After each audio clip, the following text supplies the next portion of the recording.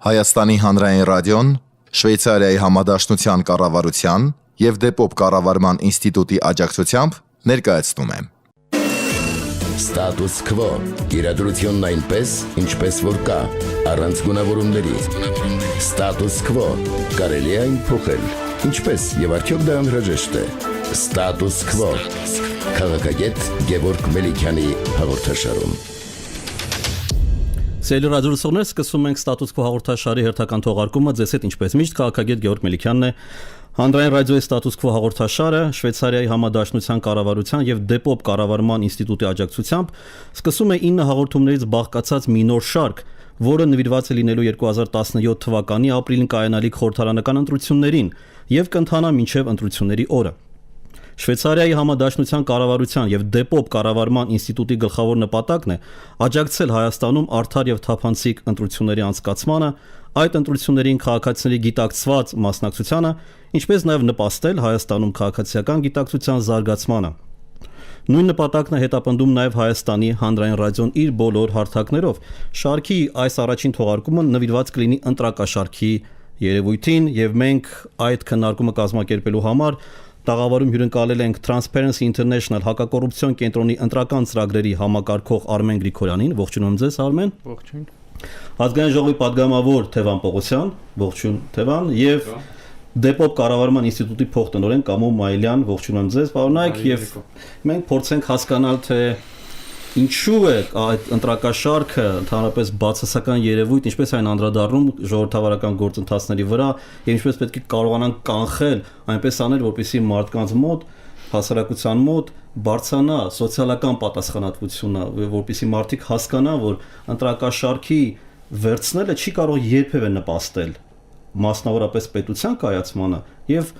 առավել եւս իրենց սեփական բարեկեցության ավելացմանը։ Դա կարող է ունենալ միգուցե շատ կարճաժամկետ էֆեկտ, բայց երկարաժամկետ կտրվածքով դրանից տուժելու են բոլորը։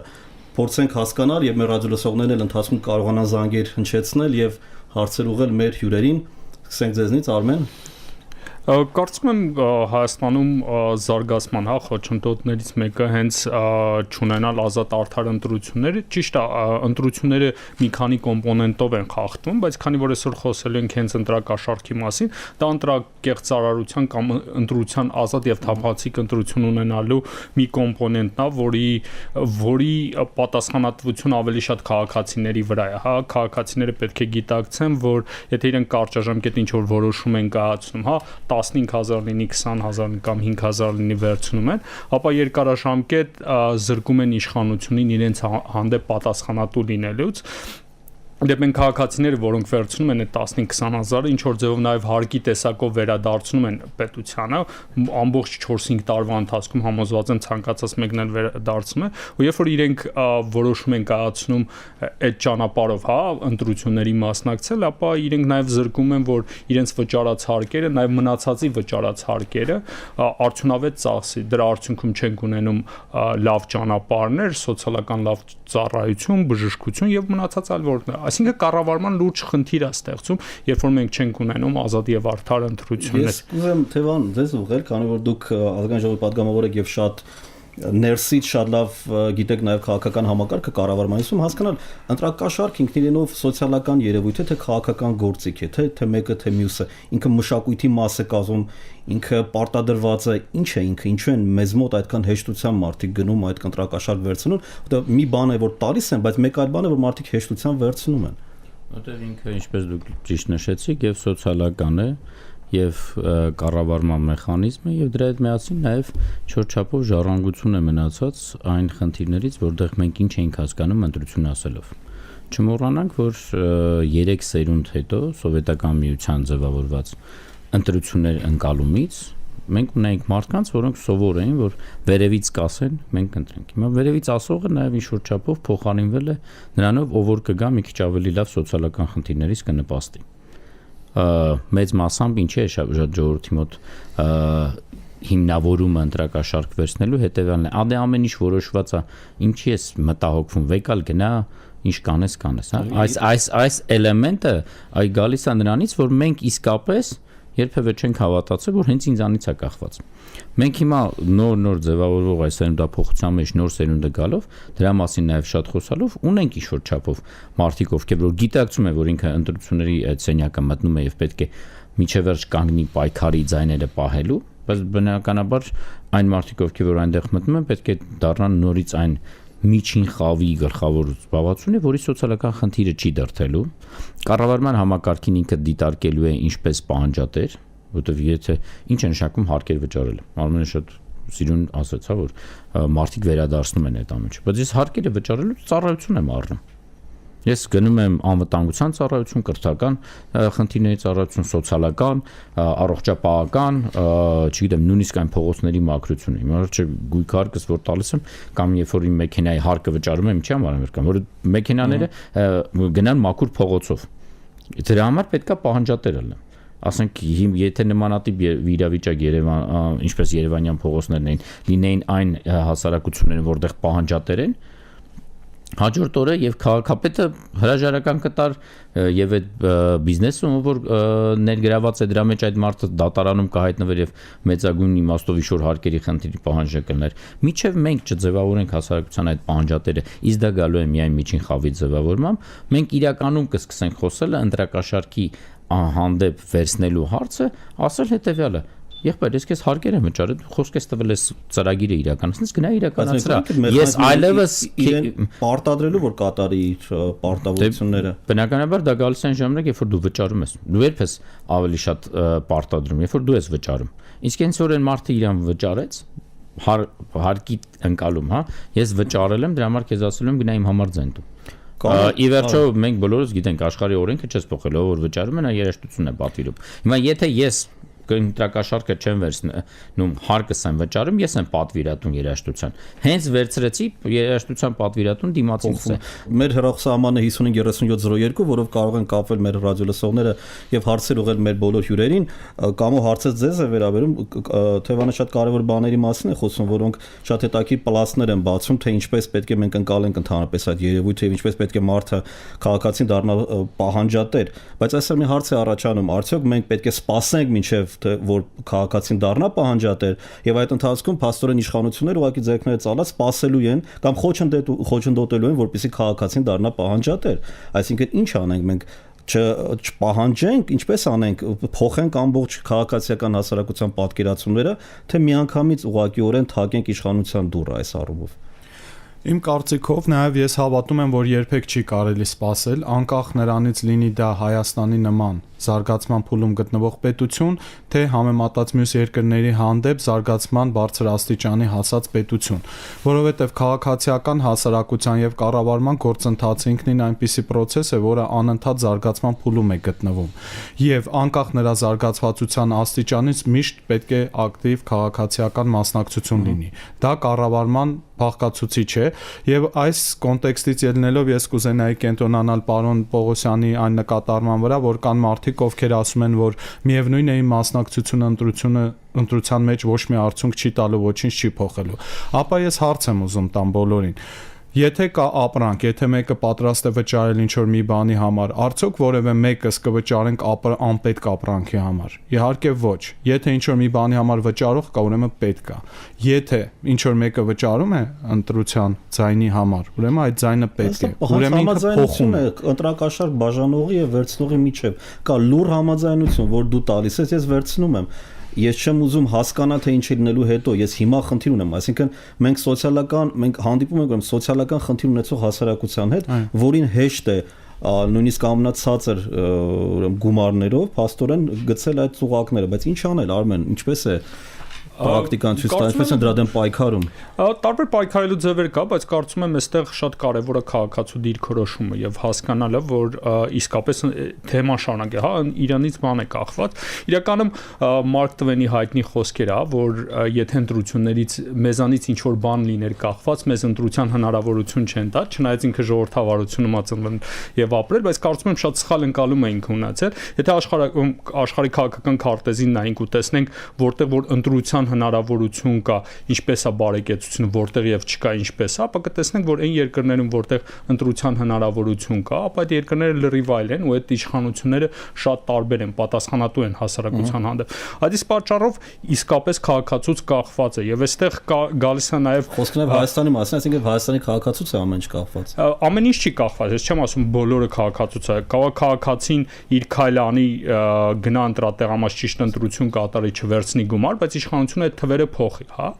ինչպես հաճախ նաեւ Հայաստանը դեռ դրա համար ուրիշ քայլ պետք է կատարել։ Քաղաքացին միևնույն ժամանակ պետք է ակտիվ լինի, բոլոր ոչ միայն այդ ընտրական process-ում, այլ ամենօրյա ակտիվությունը։ Մենք պետք է հասնենք մի մակարդակի, որ իշխանությունից քաղաքացին ոչ միայն ընտրության օրնա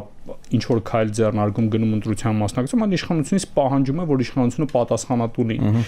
որ իր վճարած հարկերը արդյունավետ ծախսի, որ անիմաստ ծախսեր չկատարի, որ արդյունավետ բոլոր ինչ ոլորտներում պետական միջոցներ ա ներդրվում, այդ միջոցները հանրայինորեն հասանելի լինի, իշխանությունը պատասխանատու լինի եւ քաղաքացիներն էլ կարողանան պահանջել իշխանությունից, որպեսզի իշխանությունը կատարի պատասխանատու։ Լավ, Արմետ, ամեն ինչը տեսականորեն շատ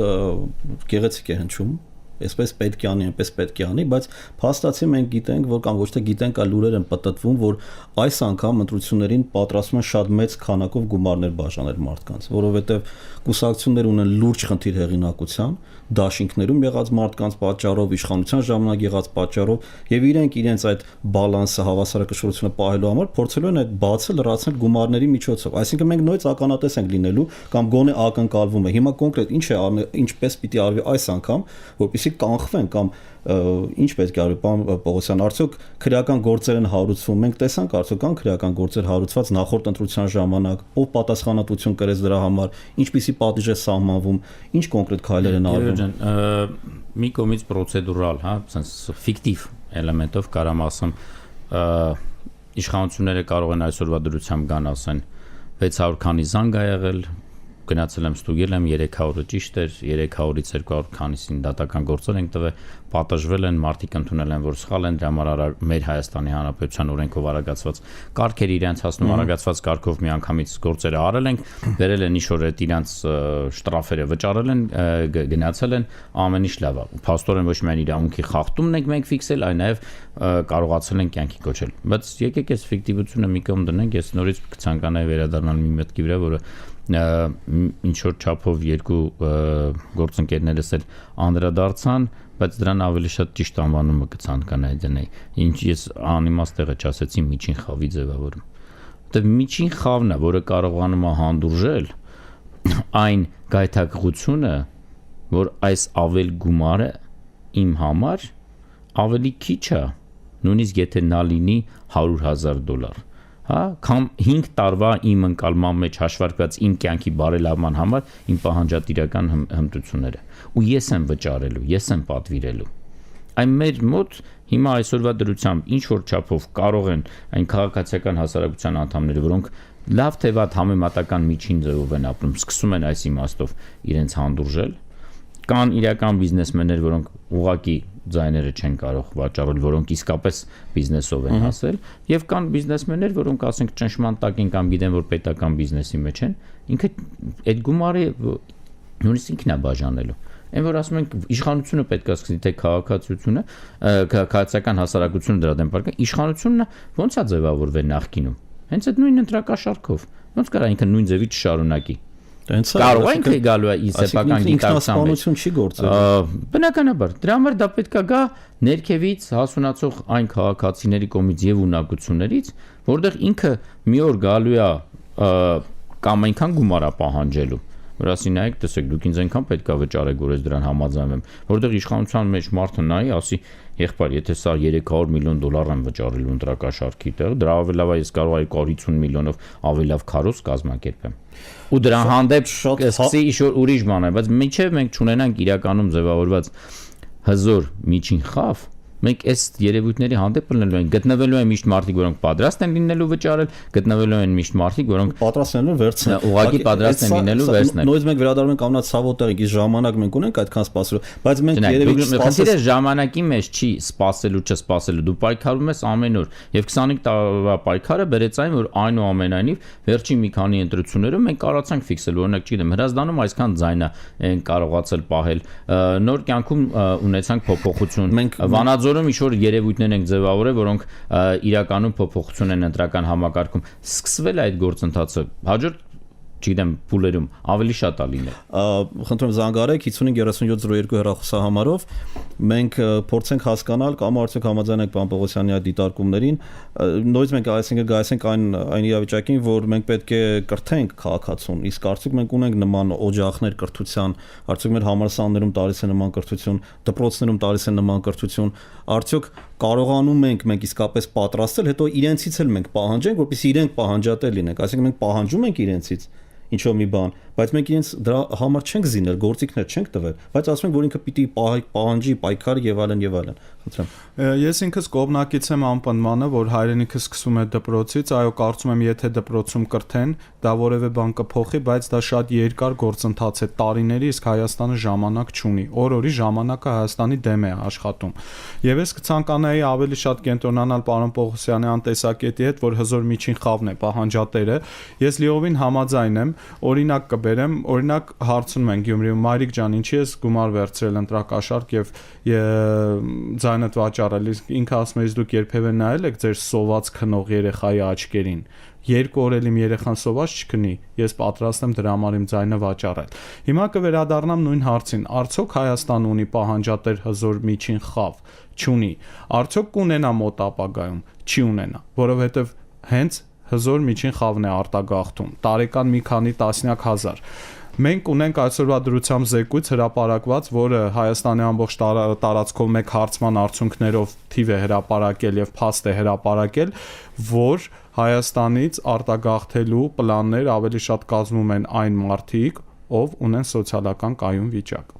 Այսինքն արտագաղթում է միջին խավը, արտագաղթում են այն ընտանիքները, ովքեր ունեն երեխաներ, եւ այն ընտանիքները, ովքեր ունեն հնարավորություն արտագաղթելու։ Եվ կարծում եմ ժամանակը մեր դեմ է աշխատելու եւ գնալով այս միջին խավը ել ավելի թուլանալի է։ Մենք ունենք զանգ, սիրելի ռադիոսով լսում ենք ձեզ, դուք եթերում եք, եղեք կարճ ձեր հարցի մեջ, լսում ենք ձեզ։ Ալո։ Այո։ Բարև ձեզ։ Բարև ձեզ։ Ռոմիկ Նաուկասյան։ Այո։ Երևանից։ Ուրեմն ես ուզում եմ իհարկե հարցը շատ բարդ է, շատ խորին է, բայց հնարավոր չէ կարճ կերպով ձևակերպել։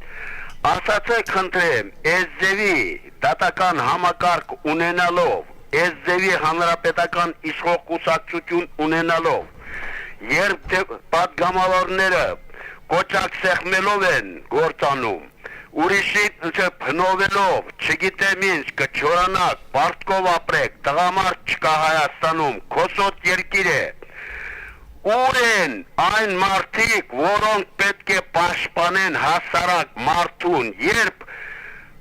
հանրապետականի ուրեմն անդամը քվեարկության համար, լցումների համար տուգանվում, բաց է թողնվում, իսկ տոնածառ դնողը փորձում է տորածառ դնելու համար գիտեք ում համար եմ ասում ես, մի տարի է տարապում է բանտում։ Լավ, Ռոմիկ, շնորհակալություն հարցի համար։ Կարծում եմ, այսպես ասած, գնահատականում ճշմարտություն կա, ուստեղ խնդիրը գիտեք որն է, հա իհարկե պաշտպանություն պատասխանատվություն իշխանությանն է, բայց երբ որ մենք տեսնում ենք այդ պաշտպանությունը չկա, մենք մտածում ենք տարբերակներ, օրինակ քաղաքացի դիտորդը այս դեպքում, որի անդամ է նաև Transparency-ն, փորձում է գալիք ընտրություններում ունենալ 3500-ից 4000 դիտորդ, որպեսզի այս մարդիկ, որոնք գնալու են ընտրատեղամաս ձայն տան, հա, իրենց ձայնը պաշտպանի, որպեսզի թույլ չտա տեղի ընտրական հանձնաժողովը, որ նաև իշխող կուսակցության հիմնական ներկայացուցիչներ են կամ իրենց հետ ինչ որ ձևով կապված են, թույլ չտալ, որպեսզի իրենց ուզած թիվը նկարեն կամ ինչ որ մի բան։ Այսինքն պաշտպանության տարբեր բաներ կարելի է մտածել, հասկանալի է, որ սոցիալական տարբեր խնդիրներ կա, դա չեն կարող լուծել, բայց կարծում կարծում եմ, որ սա մի տարբերակն է մտածել, որ մարդկանց ձայնը պաշտպանել, որն էլ հետագայում նաև ազդեցություն կունենա այլ ոլորտների վրա։ Խնդրեմ, Երբ որ քննարկում ենք ընտրական օրենսգրքի նաև շատ բաղադրիչները, հնարավորությունները եւ դիտորդների եւ վստահված անձերի, ես մի առաջարկ էի արել կամ ձևակերպում, որ մենք միջև չունենանք կամիկաձե տեսակի այդ 6000 մարդուն ցանկացած կուսակցության մեջ, որը գնալու է եւ իսկապես նվիրատ պաշտպանելու է։ Միգուցե մենք առաջի կետից էլ նույնիսկ չշարժվենք։ Այսօր կարող է այդ քանը չեն, մի քիչ ավելի քիչ են, բայց սրա մեջ չմոռանանք, որ ընտրակաշարք ասածը հիմա կփորձեմ նաև ձեր մի բարձրացած խնդրի հետ կապեմ եւ նաև Արմենի, որ նույնիսկ եթե դու կարողանում ես ապահովել դրսում ինչ-որ մի բան, այդ օրը ներսի սենյակում են մարդիկ եղել շատ ժամանակ, որոնք պատրաստ են եղել ավելի մեծ գումար վերցնել, հա։ Քաղաքացուն գնացել են 10,000-ով, 5,000-ով են նայեցել, այնտեղ ներքի վստահված մարդուն կամ դիտորդին գնել են, չգիտեմ, $1,000 կամ $2,000, ավելի մեծ իմաստով։ Էլի նույն ընտրակաշարքն է։ Կամ այս ձեր ասած դպրոցներում մենք ոնց ենք դաստիարակել իրենց բանից։ Այդ դպրոցներն ու համալսարանները ամենամեծ տեղերն էին, որտեղ կուսակցությունների հրամանական իմաստով ռեկտորները կամ դասախոսները մտածում էին, որ իրենք պետք է այս ուղղությամբ աշխատեն, այս գործողությունը անեն, որ իրենք մնան իրենց պաշտոնին։ Նույնչափ ինչ-որ ընտրակաշարքի խնդիր է, հա, դառնում, որը միգուցե փողային իմաստով չի ձևավորված, բայց իրենք անում են։ Այնպես որ սա համակարգային խնդիր է, որին մենք բոլորս պետք է կարողանանք անել։ Իսկ բնական է ամեն ինչի սկիզբը սկսում է արդար անկախ դատական համակարգից, բայց դրա դեմն էլ է պետք լինելու պայքարով գնալ։ Մենք ունենք զանգ, լսենք եւ անցնենք մյուս քննարկմանը։ Լսում ենք ձեզ։ Բարև ձեզ։ Ես Տավուշի մարտից եմ զանգահարում, ողջունում եմ ձեզ եւ ձեր հյուրերին։ Ինձ մի հարց է հետաքրքիր։ Դուք խոսում եք ընտրակաշարքի մասին, որպես իրողություն, բոլորս գիտենք, որ դա կա, երբևէ որևէ քաղաքական ուժի ներկայացուցիչ դատապարտվել է, կանգնել է օրենքով պատասխանատվության առջև կաշառք տալու եւ մյուս կողմից որևէ մեկը որևէ ընտրող կաշառք վերցնելու համար։ Միգուցե պետք է լծակները ավելի խստացնել։ Լավ, շնորհակալություն։ Որքան գիտեմ, կամ դուք ճիշտ տեղյակ եք արդյոք Հայաստանի քրեական օրենսգրքին, որտեղ կա կետ, որ նախատեսում է քրեական պատասխանատվության ենթարկել, բայց միգուցե հարցարում են դուք կվերցնեք հարցը։ Ես կփորձեմ հարցին պատասխանել դիտորդական առաքելության տեսանկյունից։ Իդեպ վերջին սահմանադրական փոփոխությունների ընթացքում եւի ներկայացվածության տեսանկյունից շատ ներկայանալի է եղել, հա, դիտորդական առաքելություն 1000 դիտորդ ենք ունեցել ու մեր զեկուցած, այսպես ասած, ընտրախախտումների եւ խնդիրների վերաբերյալ մոտ 74 քրեական գործ է հարուցվել։ Իդեպ որ եթե չեմ սխալվում, մնացած բոլոր ընտրություններում հարուցված քրեական գործերի ընդհանուր գումարը 74-ից չի անցնում։ Այսինքն, այստեղ որոշակի առաջընթաց կա, որ երբ որ քրեական գործ է հարուցվել, բայց մյուս խնդիրը այն է, որ այդ գործերը, որ հարուցվել են, հիմնականում փակվել են, որ մարդիկ 600,000 տուգանք են օրինակ մուծել ու հիմնականում կարծում եմ, որ հանրապետական կուսակցությունը վճարել է դրա համար։ Մի կողմից քրեական գործերը հարուցվել են, բայց մյուս կողմից մինչև վերջ չի եղել այնպիսի արդար որոշում, որպեսզի պատիժ լինի։ Բայց կարծում եմ սա այս տեսանկյունից որոշակի առումով մեր համար առաջընթաց է, հա, եթե մյուսների հետ ենք համեմատում նույն քանակի եւ այլ տեսանկյունից, բայց միշտ կարեւոր է, որ եթե տեսնում ենք չի աշխատում, մենք փորձենք ինչ-որ մեխանիզմներ մտածենք, իդեպ քաղաքացի դիտորդը նաեւ կայք է ստեղծում, որի միջոցով մենք սոցիալական ճնշման մեխանիզմ ենք փորձելու կիրառենք, դա ընտրակեղծարարության այդ բոլոր մարդիկ, ովքեր մասնակցել են, իրենց համար, այսպես ասած, կայքում պրոֆիլներ է ստեղծելու, իրենց մասին ինֆորմացիա է տեղադրվելու, որ քրեական գործով են անցել, այսինչ խնդիրներն է իրենց եղել, ինչպիսի կաշառք բաժանելու հետ են կապված, բռնել եւ այլ բաներ։ Այսինքն միշտ պետքա հասարակությունը, եթե տեսնում է իշխանական համակարգը չի աշխատում ու արդյունավետ չի աշխատում, մտածել մեխանիզմներ ու այդ մեխանիզմներով փորձել տարբերակներ մտածել մարդկանց պատասխանատվության բերելու համար։ Դե եթե թույլ կտա, ուղղակի զանգ ունենք, բայց եթե կարող եք կարճ, խնդրեմ։ Շատ կարևոր է այստեղ այն ընկալումը, որ ցավոք սրտի մեր քրեական օրենսգրքում կաշառք տվողը շատ ժամանակ հնարավորություն ունի ազատվելու, կաշառք վերցողն է դժում։ Եվ դա բերել է ժամանակին այն խնդիրները, որ քաղաքացիները միշտ ունեին վախենալու այդ խնդիրը, որտեղ ասում են, եթե վերցրեցիր, հանկարծ դրա մասին ոնց կաշառք ասես, դու ես նստել։ Հիշում եմ, որ 12 թվականին առաջին անգամ երկար Ամերիկայի դեսպանատան հետ աշխատելուց դեռ քաղաքացիական հասարակությունում այդ դատախազությունում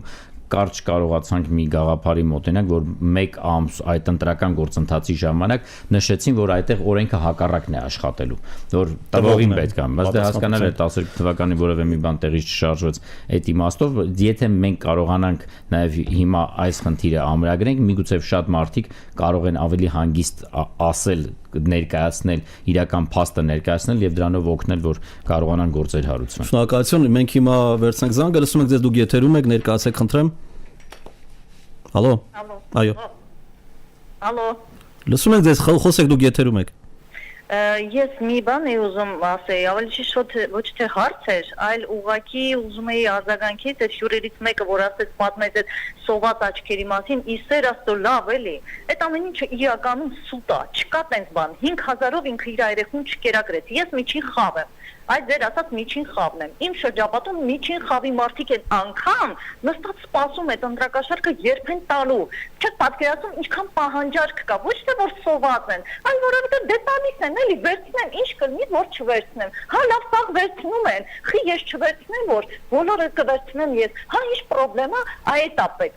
իրական հանցագործությունը տեղից է սկսվում։ Ու այն ժամանակ, երբ որ սկսում են արդարանալ, բա տալիս են, վերցնում ենք, վայ բա երեխեքը սոված են։ Ինչքան տվեցին, որ մի անգամից քո երեխեքը մի ամիս հաց կերան, իհարկե չէ։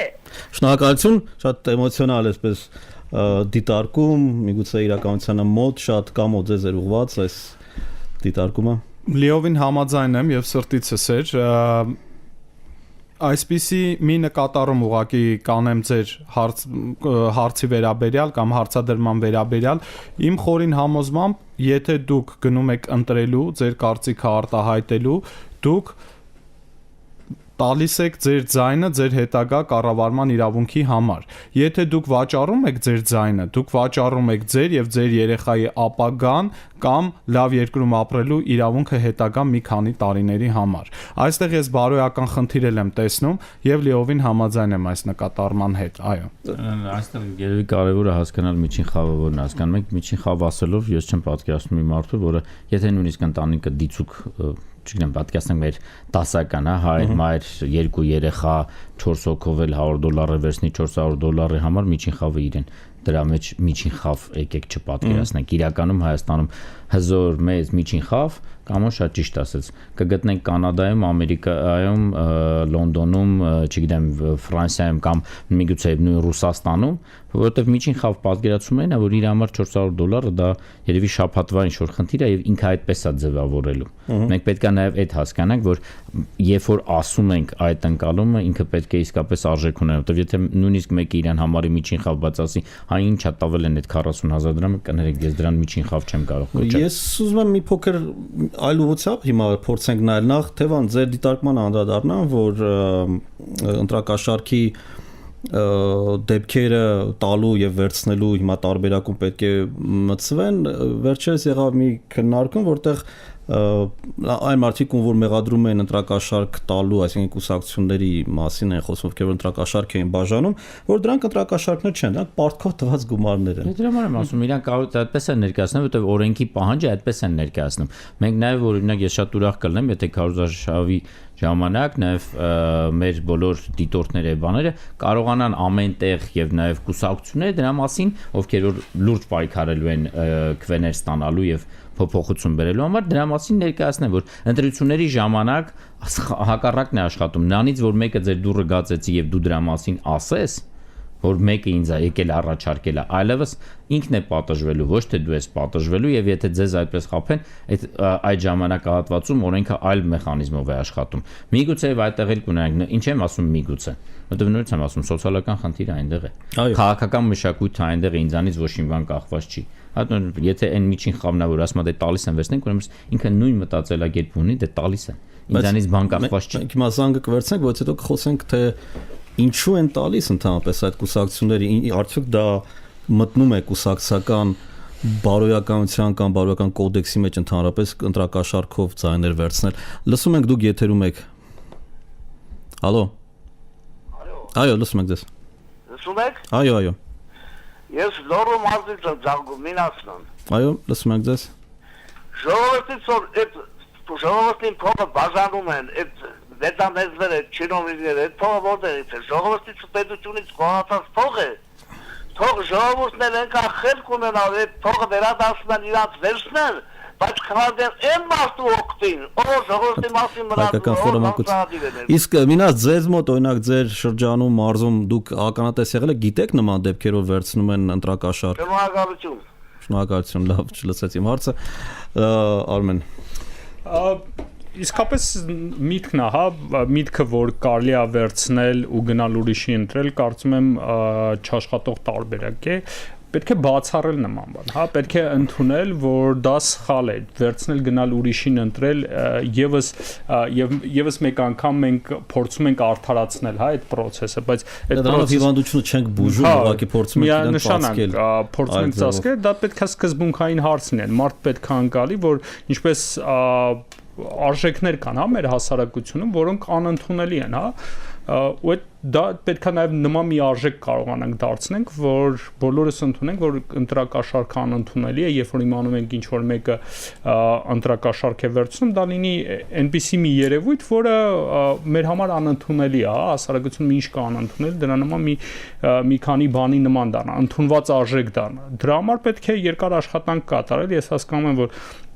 մենք միանգամից չենք կարող հասնել դրան, բայց կարծում եմ, որ երկարաժամկետ, եթե լավ կարողանանք աշխատել,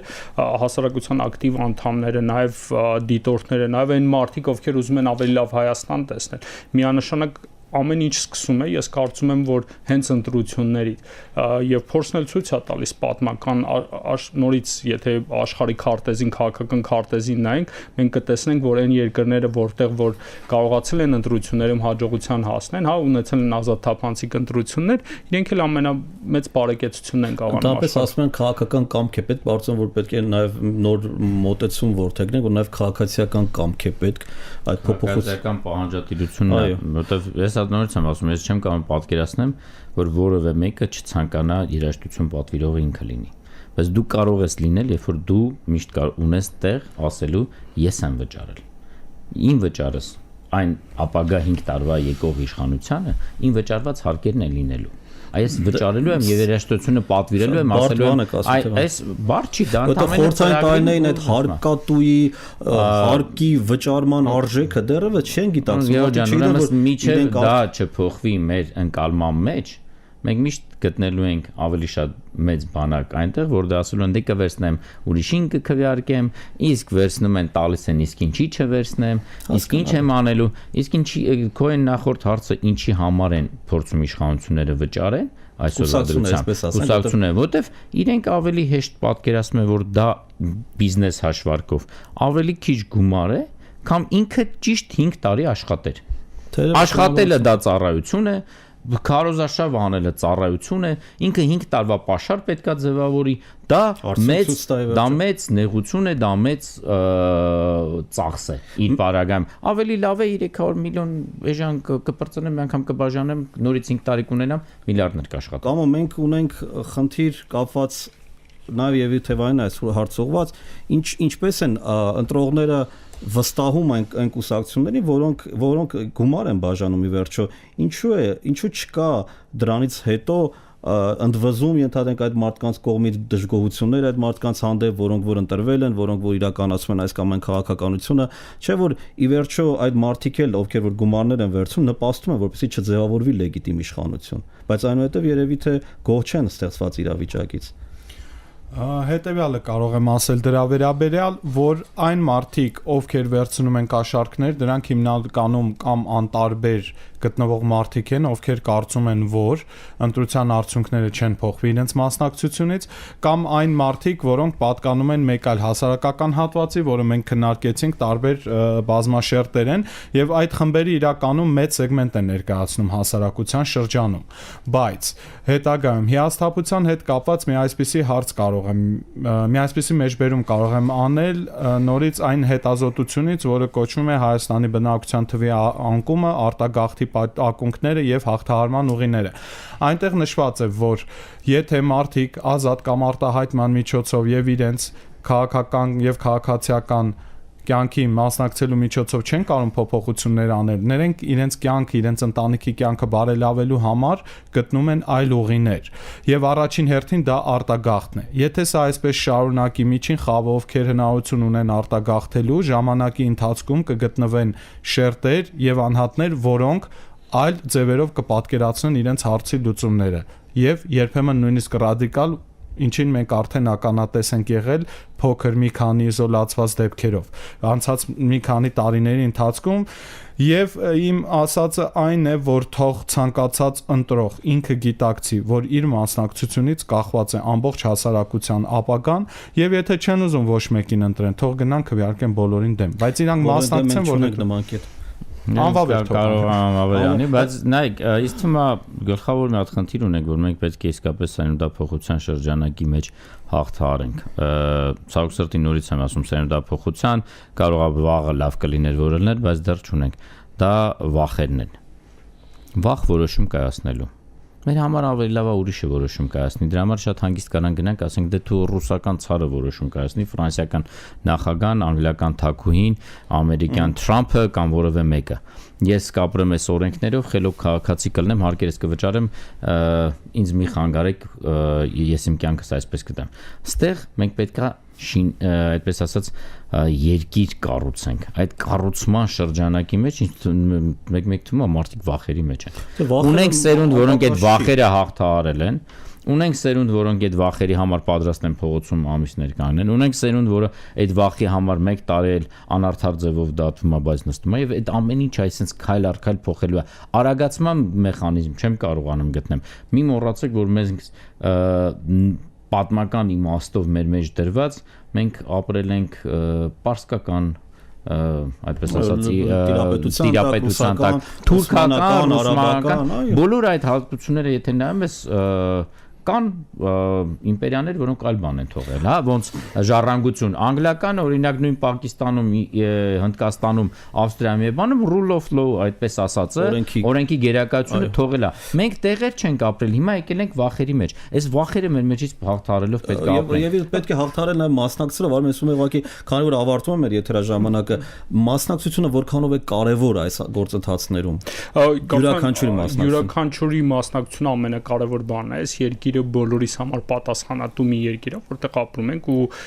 բոլորս պատասխանատվություն ենք կրում, հա, կարելի է որոշում ընդունել, որ հա, ինչպես առաջարկում է, հա, պարոն Պողոսյանը, որ ինձնից բան կախված չի, ամեն ինչ որոշում են, բայց իրականում հենց կախված է իրենից, երբ որ գալիս են իր մոտ առաջարկում են կաշառք, հա, երբ որ մարդը մերժի ու նաև ակտիվ լինի որպես քաղաքացի, միանշանակ կփոխեն։ Իդեպ այդ ժառանգության տեսանկյունից ես կարծում եմ հայ քաղաքական միտքը շատ հետաքրքիր զարգացումներ ունեցել ենք բացական տեսանկյունից, բայց Շամիլ Շամիրյանը եւ Մադրասի հայկական տպարանը ժողովրդավարության շատ լավ գաղափարներ առաջարկել Հայաստանից դուրս, բայց մարդիկ, որոնք Հայաստանում ապրել են, որոնք Մովսես Բաղրամյանը Արցախում ծնված այնտեղից է գնացել, այսինքն դրսում ծնվել է, Հայաստանի ներսում չեղել, բայց իրենք այդ գաղափարները առաջարկել են, քաղաքական մտքի գաղափարներ են առաջարկել, որոնք մենք կարող ենք այսօր իրականություն դարձնել։ Մենք ցավոք որ մենք այդ պատմությունացիան լավերը թողած միշտ, չգիտեմ, ուրիշների օրինակն ենք բերում, հետո ասում ենք, բա դա ուրիշին է, մերը չի։ Իսկ երկրորդը, եթե այստեղ օրինակ ենք բերում, մեր հերոսները նայեք ովքեր են։ Մենք ցավոք եթերաժամանակի խնդիր ունենք եւ մենք տեսնում ենք որ հարցերը շատ են, դրա համար այս հաղորդումը, այսինքն այս շարքը մենք ունենանք ամբողջ այս 2 ամիսների ընթացքում, հնարավորություն կտանք տարբեր թեմաների անդրադառնալ։ Շնորհակալություն եմ հայտնում մասնակիցներին, Արմեն Գրիգորյան, Transparency International հակակոռուպցիոն կենտրոնի ընտրական ծրագրերի համակարգող, Թևան Պողոսյան, ազգային ժողովի պատգամավոր, Կամո Մայիլյան, Դեպոպ կառավարման ինստիտուտի փոխտնօրեն։ Սա Շվեյցարիայի համադաշնության կառավարության եւ Դեպոպ կառավարման ինստիտուտի կողմից եւ աջակցությամբ իրականացվող հաղորդումների մի շարք է հանրային ռադիոյի ուղիղ եթերում ստատուս քվո հաղորդաշարի շրջանակում։ Ձեզ հետ քաղաքագետ Գեորգ Մելիքյանն էր, սիրելի ռադիոլսողներ, մնացեք մեզ հետ։ Շնորհակալություն նաև մեր բոլոր հեռախոսազանգերի, այսինքն ռադիոլսողների համար, ովքեր զանգահարեցին եւ նրանք ովքեր լսում են։ Մնացեք մեզ հետ եւ հետևեք մեր բոլոր աշխատանքներին առայժմ։ Ստատուս քվո իրադրությունն այնպես, ինչպես որ կա, առանց գունավորումների։ Ստատուս քվո կարելի է այն փոխել, ինչպես եւ արդյոք դա անհրաժեշտ է։ Ստատուս քվո քաղաքագետ Գեորգ Մելիքյանի հաղորդաշարում։